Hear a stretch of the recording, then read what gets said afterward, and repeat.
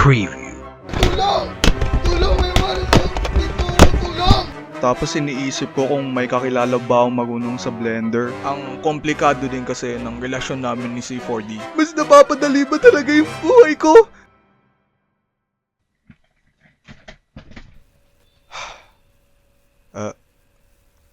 Uy, natutuwa ako. Kasi ang daming nagagandahan sa high school series comic na nilalabas ko sa page. Kaya, uy, grabe, salamat ah. Salamat talaga na na-enjoy nyo yung content ko. At sa recent post ng series na yon, nagpakita ako ng behind the scenes para makita nyo yung proseso ko sa paggawa ng comic. At dahil sa post na yon, ang daming lumitaw na questions, lalo na kung paano ginawa yung background ng comic. Kaya ito lahat ng mga tanong. Kaya sa seryeng to, ang kwentuhan kong karton, or in short, or in short, K3. Yeah. Magkwekwentuhan lang tayo kung ano yung trip natin. At yung trip ko, lalo na yung trip ko. At trip ko ngayon na basahin at sagutin ang inyong mga katanungan. Yeah, kaya taga na. Basahin na sila ng comment. Blender? Yes sir, Blender nga. Nasa caption kung di nyo nabasa. Kung di nyo alam, Blender ay isa sa mga 3D software na pwedeng gamitin naming mga artist. At para sa akin na ang pangit mag-draw ng backgrounds, ginagamit ko yon na pantulong para makuha ko yung tamang perspective ng dinodrawing ko. At hindi ko yung tinitrace, pero gawa ko naman yun, pwede ko naman yata i-trace. Or minsan nga dun ko na ginagawa yung buong background para kung sakaling kailangan ko ulit siya na iba nga lang yung angulo ng camera o iba nga lang yung lighting scenario, gagalawin ko na lang yung camera o yung mga ilaw. Ako hindi ko pa master yung Blender pero ang dami ko nang nagagawang mga stig na mga bagay dahil dyan. Astig para sa akin. At ang dami pang mga astig na bagay na pwedeng magawa na isang artist kung sasama nila sa toolset nila isang 3D software. At kung na-master nila yon, pwede silang maging 3D artist. Kaya recommend kong at least matry nyong gumamit ng software gaya ng Blender. Mas may expand yung tools mo sa paggawa ng art. Kailangan nyo nga lang ng isang mabangis na PC kagaya ng sakin. Kung gusto nyo nga lang mag 3D. Akala ko naman full drawing, gumamit pala ng 3D modeling services. Hala Kurt, ano ba nagawa ko sa'yo? Paano nyo po nagawa yung textures? Hinandron mo bobo? Yeah, handron lahat gamit ng Krita default brushes. May setup nga lang sa shader nodes ng Blender para makuha yung tamang painterly shine ng ito, pakita ko na lang node group.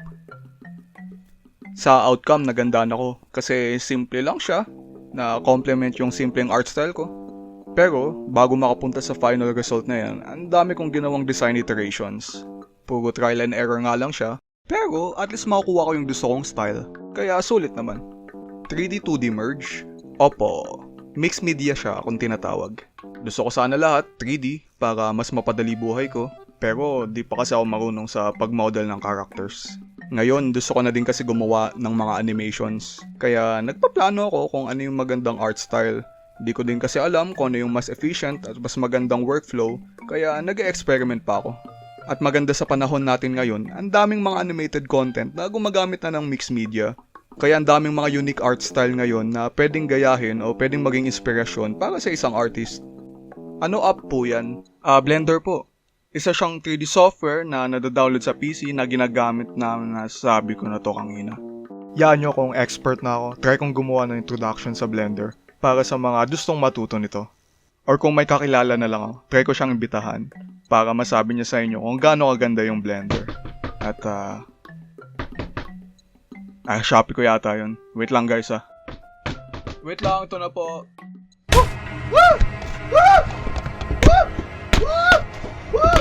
Tulong! Tulong! May wala sa dito! Tulong! Tulong!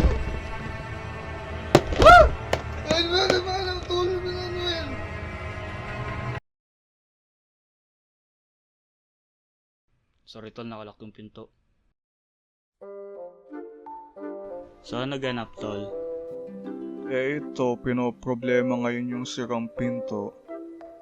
Tapos iniisip ko kung may kakilala ba akong marunong sa blender para ma-introduce nila yun sa kanila. Pero parang wala akong kakilala eh. Ako tol! Gusto ko ako!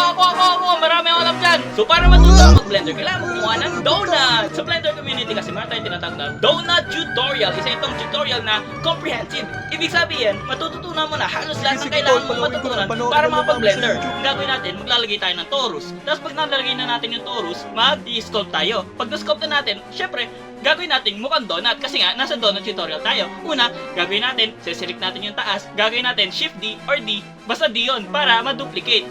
So,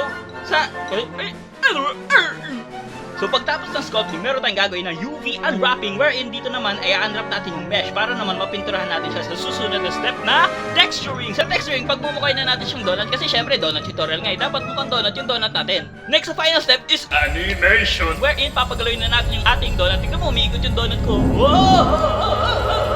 So umiikot yun ang donut natin. So dito, matutunan natin mga keyframes, mga frames, kung paano gwento, paano set up yung camera, tapos kung paano aspect ratio mo, kung saan mo gusto yung focus length, ganyan.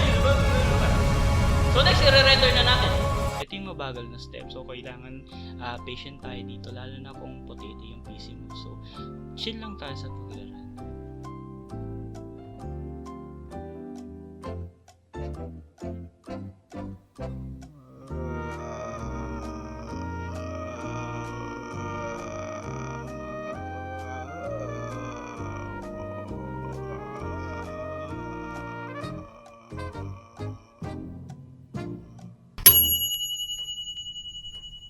So yun na, tapos na tayo sa donut tutorial ng Blender. Marunong ka na mag-blender. Sabihin mo lang sa akin kung may tanong ka pa. Sorry sa pinto. May natutunan ka ba? Tapos anong pagkain nyo? May natutunan ka ba? May natutunan ka ba?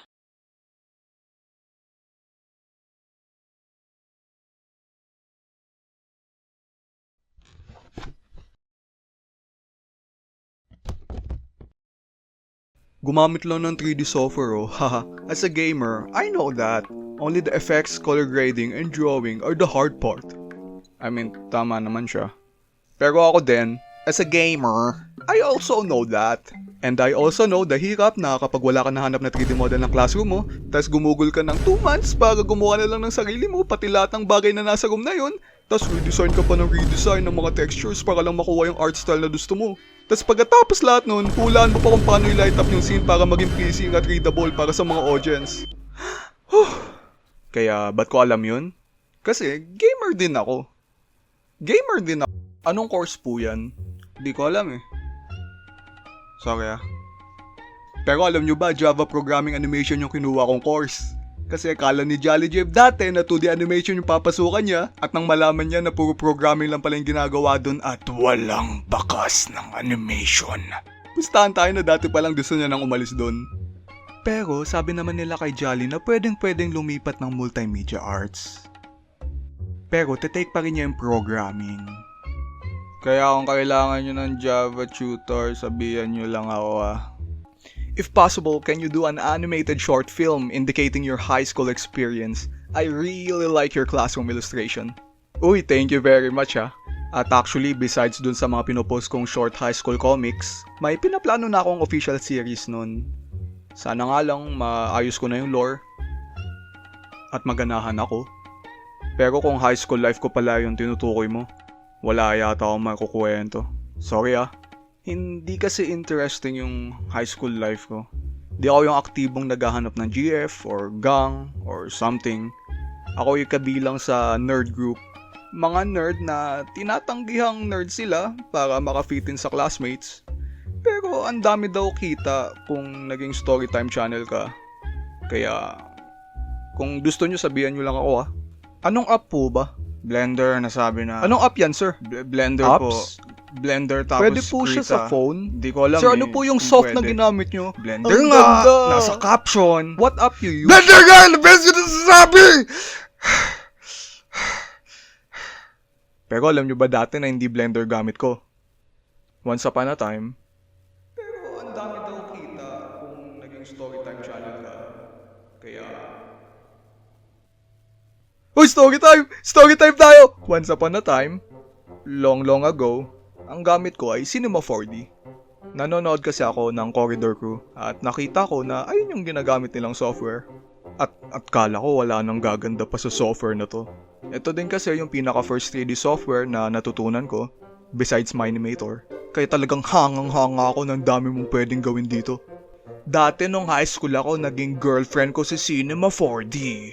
At kami, ang dami naming nilabas na mga astig na bagay, gaya ng mga comics ko dati. Check nyo yun ha, kasi ang astig nun.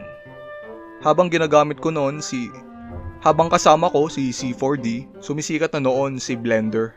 At sabi nila na kaya i-rival ni Blender yung mga studio level na software. Ha? What? Hindi ako yung taong mabilis magbago ng GF, ng software.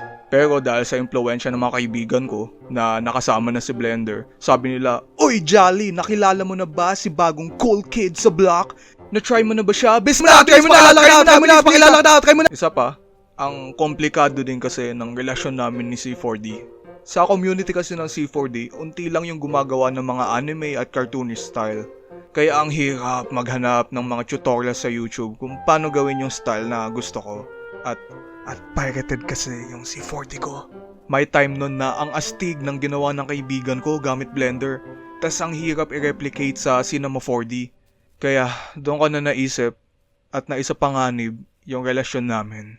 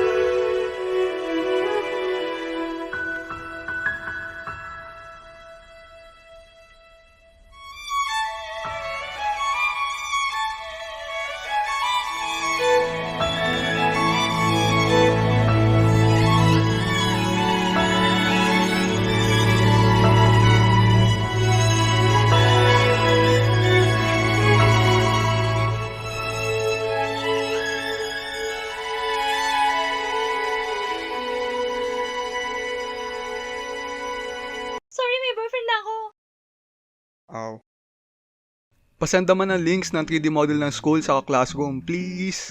Uy, sige, wait lang. Lagay ko lang dito sa drive. Pinaghirapan niya tapos ibibigay lang for free. Ngek. Ay, may bayad pala. Haha. Uy, pero thank you na nakita niyo effort ko. Kasi kaming mga artist, hindi gaanong interesting buhay namin. Guguhit kami ng ilang araw, tapos popost na namin sa interweb at aasa na marami sanang magla-like, comment, follow, share ng drawing namin.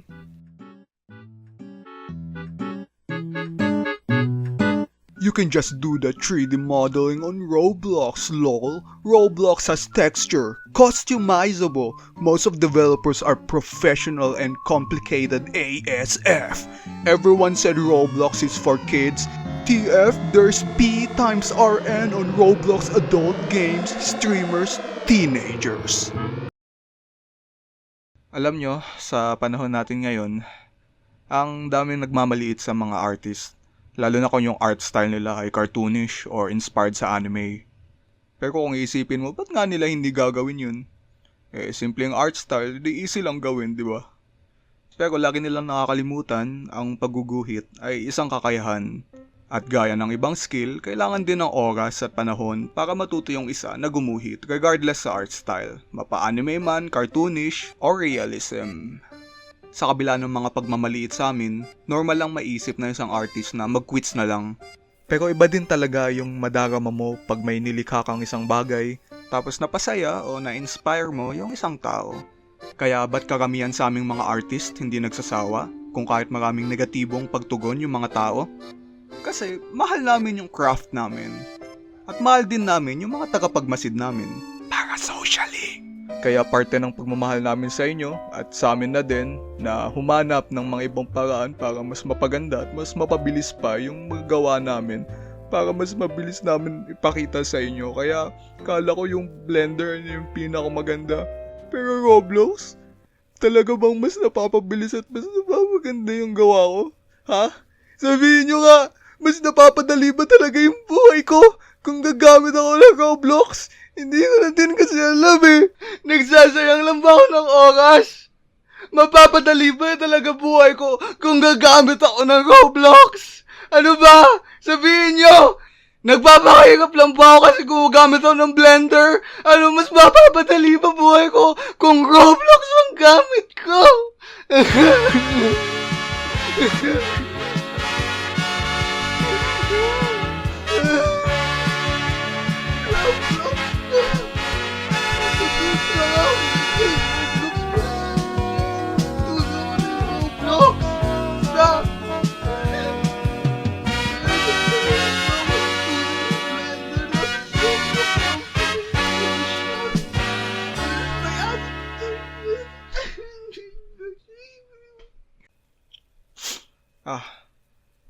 Okay na ako. May time pa tayo para sa isang question. Tol, anong app? Ayan na naman! Nasasabi ko Blender, di ba? Nabibes ko na